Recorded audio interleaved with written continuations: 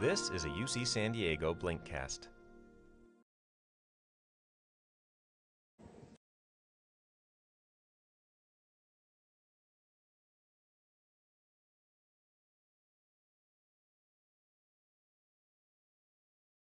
Hi, everyone. Now I'm too close. I wanted to take this moment to thank you and to take this time to introduce our next speaker. This is Vicki Newman. She is the Director of Nutrition Services for a UCSD Cancer Prevention and Control Program. And Ms. Newman manages a team of lifestyle counselors and assessors working by phone with study participants both in San Diego and around the country. Vicki has been involved in nutrition and behavior change research at UCSD for more than 35 years. Lots of experience here. And she also has been a member of the voluntary faculty at the UCSD School of Medicine since 1984. She is currently an associate clinical professor in the Department of Family and Preventive Medicine. She developed the cooking class curriculum and recipes that have now evolved into the Healing Foods Kitchen classes offered several times each month at the UCSD Moores Cancer Center. Vicki also regularly provides educational programs on nutrition-related topics to the UCSD community and the general public, and she has been a guest instructor at nearby Rancho La Puerta Spa in Tecate, Mexico for more than 20 years. So please join me in welcoming Vicki Newman. Thank you. Thank you very much. Do you hear me now? Am I speaking loud enough? Okay. And if I fade out, just start waving at me in the back. I'm delighted to be here to talk about nutrition. As you heard, I've been at UCSD since 1976, so it was kind of lovely to hear some of these other longtime folks who've been here a long time and found it a rewarding place to work. In your bag, I just want to put a plug in. We do lots of clinical research looking at the effect of nutrition and exercise and its impact on the risk of cancer and also cancer progression, and we have an open clinical trial called the Help for Weight Loss Study. If anybody knows someone who'd be interested in participating, please take a look at this brochure or flyer that's in your packet of materials. I also want to let you know that I made copies of all the slides I'm going to show today, and there are two piles back on the back table. It's just a one-page handout, but I made two piles so you could grab one on your way out if you're interested. Okay? And the last thing I want to tell you is that we have a cookbook with also nutrition information that's sold through the bookstore. So should anybody be interested, you can go to the bookstore and inquire about it. So that's it for all of my announcements.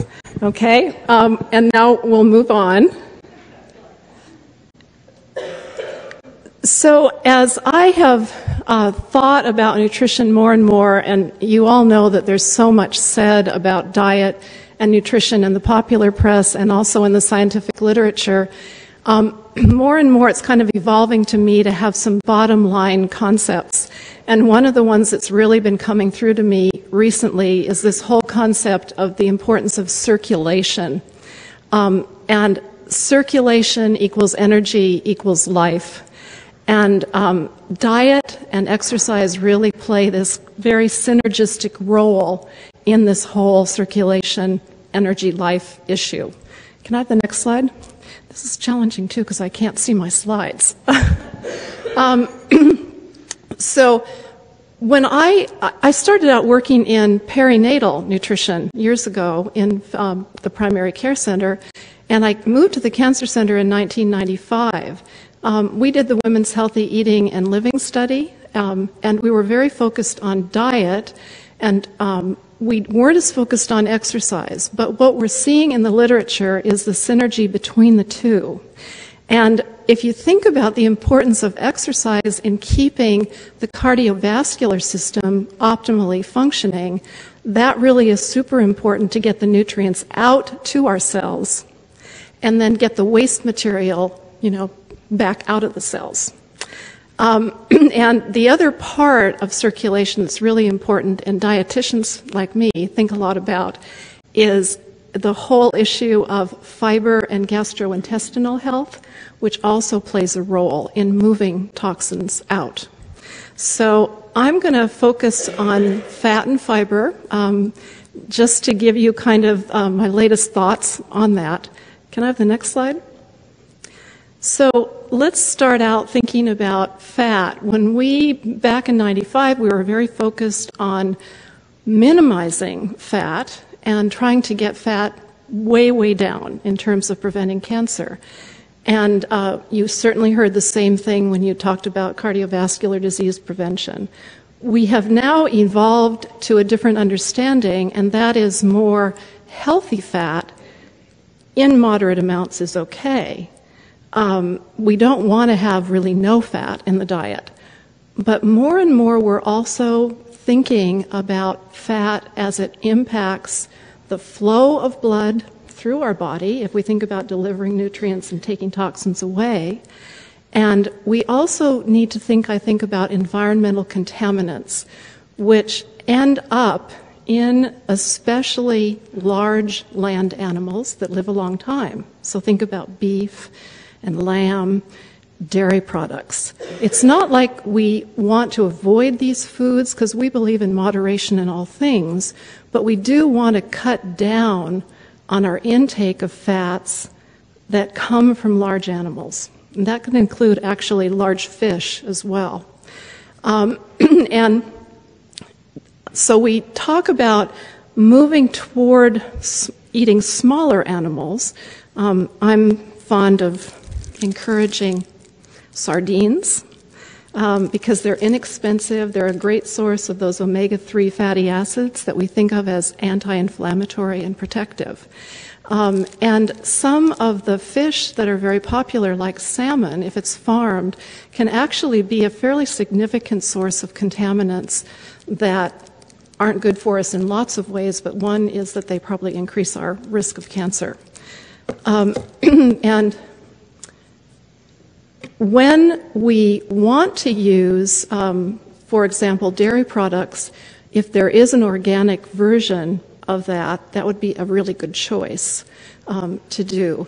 And the other thing I just want to mention, because I think as women we're always concerned about our weight, and there's a temptation to go on these rapid weight loss regimes. But if you're losing weight more rapidly than a couple of pounds in a week, you can really be liberating a lot of these dangerous chemicals out into your bloodstream. And your body has a limited capacity to get those out, so they just recirculate. So being careful and minimizing rapid weight loss is also a good thing to do. You've heard a lot about being careful of saturated and hydrogenated fats. I'd like to just reiterate that that is a good idea because they do increase the tendency of the blood to clot.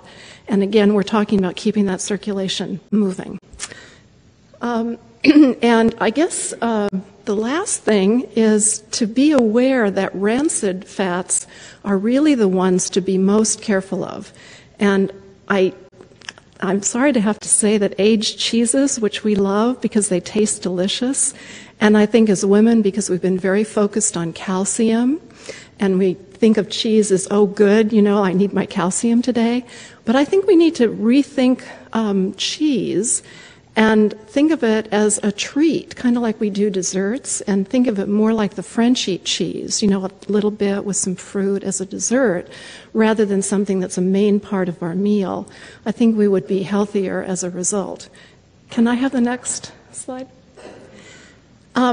So if we kind of shift our focus then to the importance of fiber, sometimes we get lost in this concept of fiber, and what I really want to refocus us on is think of fiber-rich foods, because fiber plays a role, yes, but it's the foods that fiber's found in that have the protectors that are really important to our bodies. And just on Monday, they had a wonderful scientist come and talk at Scripps, and he was really talking at the genome that we still have in our body that developed over a time and was accustomed to getting a lot of these protectors from plant foods. And as we have moved along to this industrial food supply, we have really more and more separated foods out. And so we have many more processed foods that are mostly sugar and flour and isolated fats. And then they kind of trick our body by putting color and flavor into them. But we need to sort of move back to real food and fibrous foods that are strong color and big color and strong flavor are the ones that have the most protectors in them. The other thing about fibrous foods is they tend to lower glycemic load. And that's a good thing not only for preventing diabetes, but it probably is also very important in terms of cardiovascular disease prevention because high glycemic load is more correlated to high LDL cholesterol, which is the one that we worry about. And we also have some concern about glycemic load as it relates to cancer. People that run chronically high blood sugar levels and have high insulin levels are more likely to get more cancer growth and progression. So for lots of reasons, we think that putting more fiber in a meal is an important thing. It helps to normalize blood sugar levels. And we also know the importance of fiber in terms of gastrointestinal health and mobility, circulation, you could say, through the gut. Have you all heard this term, the gut biome, recently? Because we've heard about probiotics for a long time and the importance of friendly bacteria in the gut. But I think more recently we've begun to understand the importance of keeping these little bugs inside our gastrointestinal tract happy. Those gut bacteria actually produce some of the nutrients that we need for optimum health. And they also produce nutrients that actually have a local action to keep the lining of the gut healthy. They love fiber. So, when we're eating fibrous foods, we're feeding those friendly bacteria. And that's a good thing for gastrointestinal health and overall health as well. Okay, and the next slide. So you've all heard the 5 a day for better health, and it's now actually 5 to 9 half-cup servings. The 5 to 9 is based on body size, so small people can get by with 5 half-cup servings. Larger people, 9. I'm middle size. I'm 5'7". She's a little bit smaller than me. She's 5'4", so she probably needs 5 or 6. I need about 7. Bigger people need more than that. We need to get enough of these colorful fruits and vegetables to actually get all the protectors to keep us healthy. In the interventions that we run, and we've now worked with about 3,000 people across the country doing clinical trials, we ask people to not count iceberg lettuce and not count fruit juices and not count white potatoes when they're counting up their servings in order that they actually maximize the foods that give them the most protectors. We also ask them to eat enough colorful, that would be green, orange, purple, etc., red, fruits and vegetables, so that the palms of their hands are actually a little bit orange. Okay, which tells us, it's a kind of a really rough way of saying that you got a good amount of protectors in there, enough carotenoids that your body can make all the vitamin A it needs to help your immune system to work properly. And also keep your epithelial cells healthy. A whole lot of our body is epithelial cells, so we need a lot of that stuff. So remember, go for the bold, big color and strong flavor. And also try to think about vegetables and fruits that are actually colorful all the way through. I'm always picking on zucchini, but zucchini's green on the outside and then you cut through it and it's colorless. So we like those orange things like a carrot, it's orange all the way through, or some of the leafy greens that are green all the way through. Color is really important. Can I have the next slide? So the guidance for fiber is to get 25 to 35 grams per day, ideally. And you really want that fiber to come in food, not to just be like a brand supplement that you're throwing over something. And every half cup of cut up fruit or vegetable is roughly equivalent to 2 grams of fiber. I mean, we can niggle about the differences, but you can just kind of in your mind think 2. So if you're a 5-a-day person, you're going to get 10 grams of fiber just from your fruits and vegetables. If you're a 7-a-day like me, you're going to get 14. Every serving of whole grain, which is 100% whole wheat bread, for example, or half a cup of oatmeal, is going to give you about 3 grams of fiber. And if you can eat a whole half cup of cooked lentils, beans, pinto beans, that sort of thing, you're going to get 6 grams of fiber in every half cup. We'd love to see people eating beans every day in some way. You know, throw it in a sauce, throw it in a soup, put it on a salad. They're really, really good for us. And the gut bacteria like them also. Can I have the next? So you saw in an earlier slide the importance of soluble fiber. Plant foods contain both insoluble and soluble fiber, and both play important roles. But soluble fiber is particularly helpful in keeping your cholesterol levels where they should be. And so I wanted you to have some examples of soluble fiber. We would say that you need somewhere over 5 grams a day if possible. And you can see that beans and just an orange, will give you a lot of the soluble fiber. There's wonderful greens like collards that they're starting to have more in the farmers markets here. These used to be greens that were eaten so much more in the South, but we're getting a lot of variety now in our stores. So I encourage you to go for some of these soluble fiber sources as well. Can I have the next slide? You hear a lot about inflammation, and we think of inflammation as what makes, our joints hurt as we get older. But it turns out that inflammation plays a role in all of the chronic diseases that we're concerned about, including cancer and heart disease and even in diabetes. So we tend to want people to eat more of what we call an anti-inflammatory diet. An anti-inflammatory diet, is a diet that has more of these plant protectors in it. It's also a diet where the fats that we're eating are in better balance. We're getting a lot of fat that comes from the pro-inflammatory fatty acids.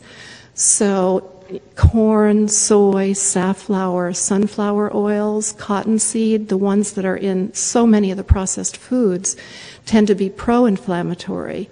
And fish oil and flax tend to be anti-inflammatory. So what we need to do is be careful about our processed foods, cut down on isolated fats, and go more for the healthier choices. I mean, olive oil always comes out as a healthy alternative, or canola oil. But honestly, it's so much better if you can get your fats in foods, like in nuts and seeds, a little bit in a salad, for example. Not too much of the isolated fats are definitely going to help you in the whole inflammatory process. Let's see, what else did I forget here? Oh, one thing about fish, because I kind of mentioned that before. Fish are a wonderful source of these omega-3s. Sardines, because they're low on the food chain, are a good choice.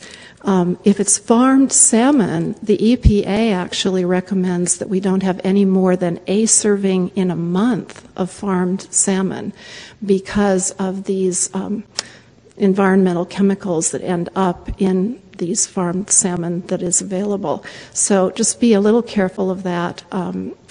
Consider that when you're trying to get your fats in balance. Can I have the next slide? You also probably have heard about this whole concern we have about acid-base balance and its relationship to chronic disease. Particularly, I think women, we all worry about osteoporosis or loss of bone density, but this chronic kind of low-grade acidity that's caused by the way that we eat can also play a role in things like kidney stones, for example, and certainly is a stress to kidney function over time. So we want to get back to eating more plant-based proteins, again, you don't have to cut out all animal-based proteins. You just need to be careful of not having too many, because those animal-based proteins and the grain products that we eat so much of both tend to cause or lean us toward acidity. And the body wants to stay in balance or be neutral. So when we create this tipping toward acidity, the body is going to pull alkaline minerals from our bone, calcium and magnesium, for example, to balance that out. And this does not ultimately help in bone health over time.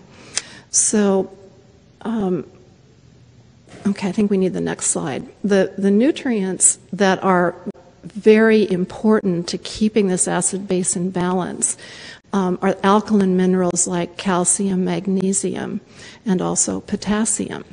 And if you look at the foods that are really good sources of all of these, you're going to see a lot of plant foods there. I think as women, we have also been very focused on getting enough calcium, and that is important, but I think we also need to realize that along with calcium, magnesium is also important for our bones and for maintaining this kind of neutrality in our system. And for both calcium and magnesium, we require adequate vitamin D. So I hope all of you have had your vitamin D levels checked, and if they're not adequate, that you're taking supplements or getting enough sunlight to get them up to where they should be. But vitamin D is critically important for absorption and utilization of both calcium and magnesium. And potassium, you will do great if you get lots of fruits and vegetables in. There was a big study called the DASH study, which you probably heard about, that showed how important these potassium-rich foods were in controlling high blood pressure, for example. And some people, when they hear potassium, they'll say, okay, well, then I'm just going to use light salt or the potassium chloride salt. But the chloride ion that's in that light or no salt is actually causes more acidity. So what you really want to do is just eat fruits and vegetables. Okay, that's going to actually be the most helpful in terms of balancing this out. Can I have the next slide? So we're already at the bottom line here. I might even have time for questions. So I love Michael Pollan's books. How many of you have read Michael Pollan?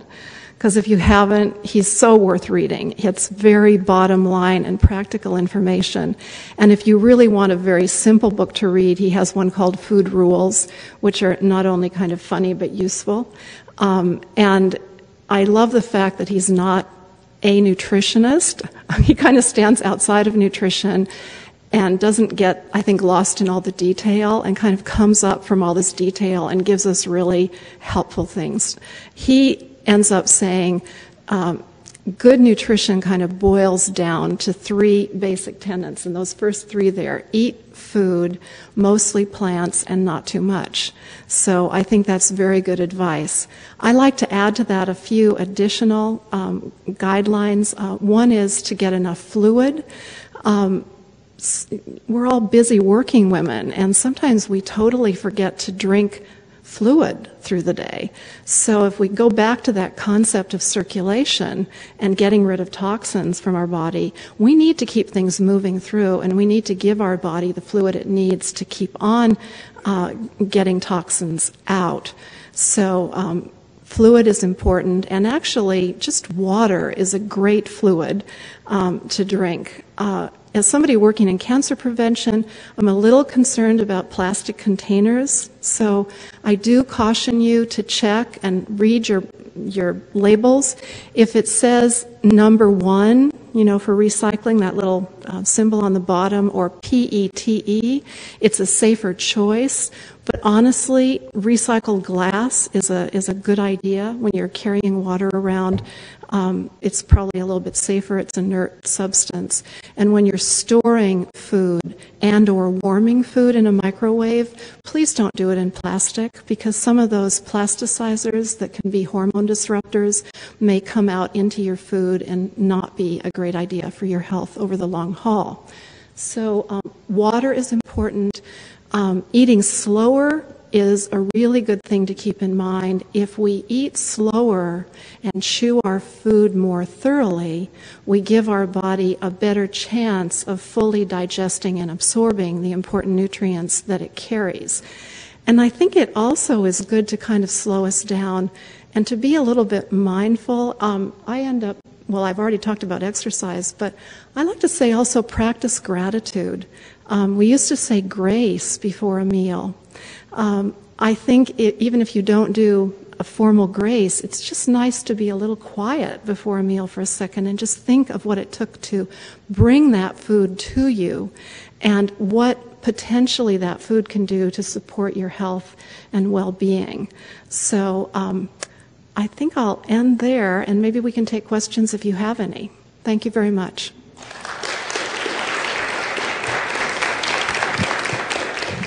Thank you, Vicki. That was so enlightening. Thank you so much. Thank you. I had a question regarding weight loss. Okay. So I've been struggling with weight loss, more like a decade, more like a decade now. And so what is your recommendation for how best to lose weight, especially after you've had children? Yeah, good. It's a good question. Well, first of all, exercise is super important, because we've got to, exercise helps to increase our metabolic rate, and so you're actually going to use more calories even when you sit down. But I'd like to say smaller portions are good. And I think one thing I've noticed as an aging female is I have to really be careful of grains, So it's not we cut them out, but we really have to watch our portions of grains. And obviously, being careful of fats and spreads, and if we can just stay away from fried food and fast food, that's a great way. A lot of people go to Weight Watchers. It's really nice to have a support group. We have a counseling program, the Healthy Eating program that we offer to the public. If you're interested, our website is on the handout back there, or you can just do UCSD Healthy Eating. And you'll find us that way through the web. We have our coaches actually work with people where we're helping people support them in self-directed change, which is actually very helpful. Hope that answers your question. Did you have one? Do you put much stock in the blood type and what you eat or don't eat? For example, I'm O negative, and I know I generally feel better if I do leans and greens. Mm-hmm. But then I worry about eating too much meat, especially, try to get it antibiotic free and all that stuff. Mm-hmm. Curious your thoughts on that. So she's asking about blood type, and that concept of blood type is not exactly scientific, but I'll tell you, there's always a nugget of truth in all of these things. And I think one of the nuggets is we really need to pay attention to what makes us feel better. You can read a whole bunch of things in books, and they have all these different rules to follow, but each one of us is a different bundle of genetic material, and we come from different genetic backgrounds. And we used to be in little parts of the world where we knew the food that worked with our genetic kind of predispositions. If you think about lactase deficiency, for example, people that can't digest milk sugar, there would be whole cuisines that were built up without milk sugar in them. And so now we come together, we have this international food supply, it's totally out of sync, with seasons, we have genetic mixing. So I think just paying attention, like she said, lean and green, even if you're doing lean and green, it doesn't have to be all meat, You can also do, different soy products that are, like tempeh is pretty lean, So I think, and I have to say something about eggs. I'm sorry to tell you, but you know, people are always thinking eggs are so bad for us. But you know, a boiled egg is a wonderful source of high quality protein. It's all the other stuff we do to eggs. You know, we have like huge slabs of meat on the side, or we, you know, baste them with bacon grease, you know, we eat them with sweet rolls. So, you know, like a naked egg is really a good source of pretty lean protein.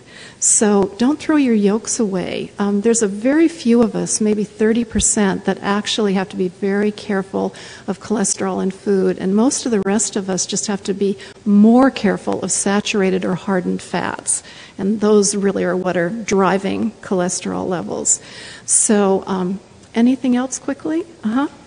Hi, your talk is really excellent, and I could ask you a million questions. I just have two. My first is, how much protein do you recommend most women get in their day-to-day diet? And the second one is, how do you like to eat sardines usually? Because I'm very adventurous and I never eat them. So for an active person, it's 0.6 to 0.9 grams per pound of your weight. And that translates to somewhere you could say ballparky, 55, you know, to 85. And somewhere between, I would say 60 to 100 is a good range to be in for protein. And sardines, I'm experimenting with all kinds of things. The ones I like are the ones that are in spring water without salt added, because then you can have control over what you're doing. The ones that are in fat, I just want to tell you, some of the good fats, the omega-3s, leach out into the fat that's in the can, and then you throw the fat away. So just getting them like this is a good thing. Then in terms of making them tasty, capers, a little bit of Dijon mustard is tasty, a little bit of olive oil, chop up. I love lemon and lime zest in it. That helps. Chop parsley. All of those are good. And then you've seen, if you can handle the sodium, but the Kalamata olive tapenade that they have at Trader Joe's, teaspoon of that mixed in, makes it really good. So, you know, you have to just keep working to find something that you like. Okay? Thank you very much. Thank you again, Vicki. We appreciate your speech. Thank you. Thank you.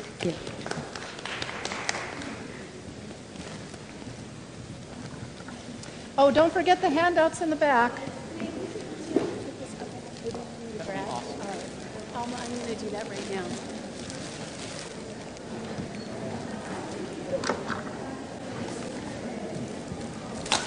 Thank you so much. Thank you. So fabulous.